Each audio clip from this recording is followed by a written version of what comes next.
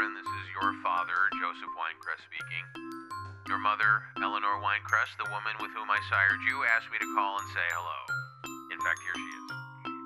No, I'll call him later. You talk to him.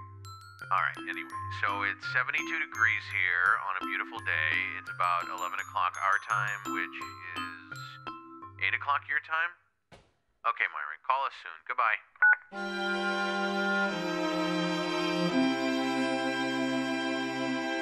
Hello, Myron. This is your father, Joseph Winecrest. It's 10 a.m. our time, Wednesday, February 7th. That would be 7 a.m. your time. The temperature outside is a nice 70 degrees today. That's Fahrenheit, not Celsius. Myron, normally your mother Eleanor and I do not take or make calls this late in the morning our time. However, I was hoping to catch you before work today. You see, Myron, your brother Aaron Winecrest was over at the house this morning while I was entertaining a mortgagee named John Choi. Did you hear that last name, Myron? That's Choy. Choi. That should be your first clue. Choi is a Chinese name, Myron. At the end of the business transaction, I made a very light but very obvious bow towards him as a sign of respect. And likewise, John Choi did the same to me. He bowed to me as I bowed to him. You know, Myron, people's customs are different depending upon where you are. Let me see if I can put this a little better. When you are with an Oriental man and it's time to say goodbye, you should bow to him. And if he's a halfway decent guy, he will bow to you, although personally don't feel the need to bow too much. Now, your brother Vincent Winecrest did not know better, and frankly, I'm a little embarrassed of him for not knowing better. So I said to your mother Eleanor that I should mention it to you, that you should get into the practice of bowing to Oriental people just in case you're ever in a similar circumstance. Bow to your friends. Bow to police officer. It doesn't matter who you bow to, so as long as you get into the habit, you know? In your line of work, it couldn't hurt. You know, Myron, people will like you more if you bow to them. It's 70 degrees here. It's Fahrenheit. Your mother says hello.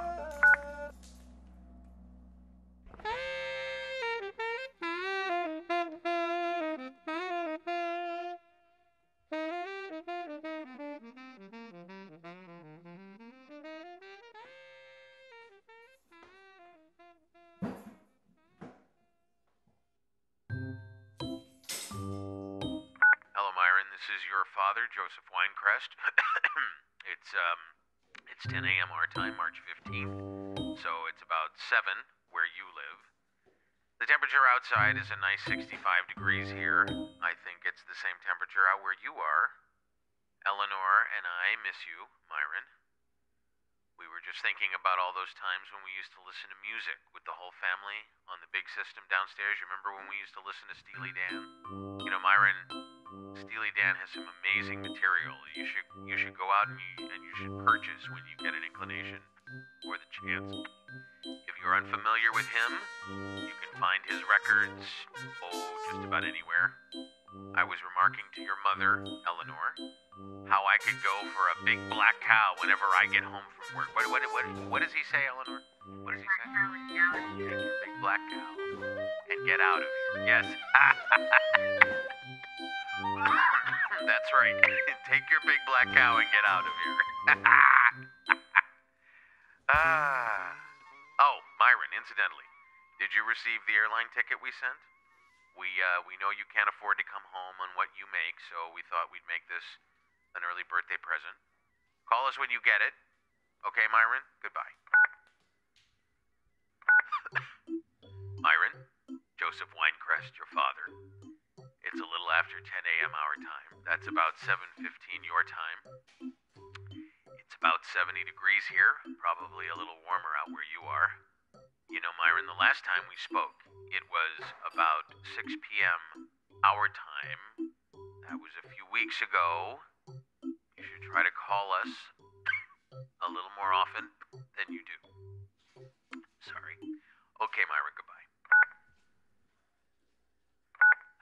Myron, it's your father, Joseph Winecrest. I'm going to take a guess that it's around 7:30 a.m. your time where you are, as it is going on 10:30 a.m. where we are. It is a very nice morning here. It's about 70 degrees. Your mother was mentioning to me that you were still trying to be an actor out there in California. Myron, my boy, you've chosen a hard profession. Unlike your brother Vincent, who followed in my footsteps and has been successful in business and will never starve or know hardship, you, Myron, you will know times of great personal hardship. Being an actor is about the most unkind profession I can think of.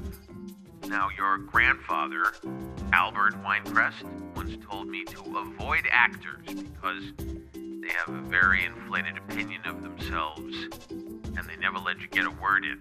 Most actors are like opera stars, and you know what I mean by that, Myron. Yeah? Me. Like an opera singer, right? Always me. So, your mother Eleanor made me a lamb stew today. And this lamb stew was so good, it would have knocked your socks off. It was the best lamb stew I've ever had in my life, Myron. And I've lived 34 years longer than you have.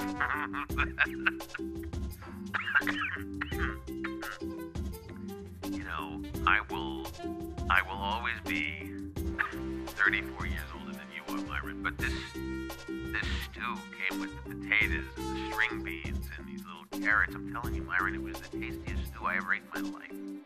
Myron, it would mean a lot to myself and your mother, Eleanor, if you could maybe come home in the next few weeks or so. You know, springtime has got to be the prettiest time of the year. All the flowers are in bloom and the sun is shining. I would never live anywhere else. I can't understand why you love California so much. It's ugly compared to what we have here. When you get the inclination or the chance, you should probably give us a call.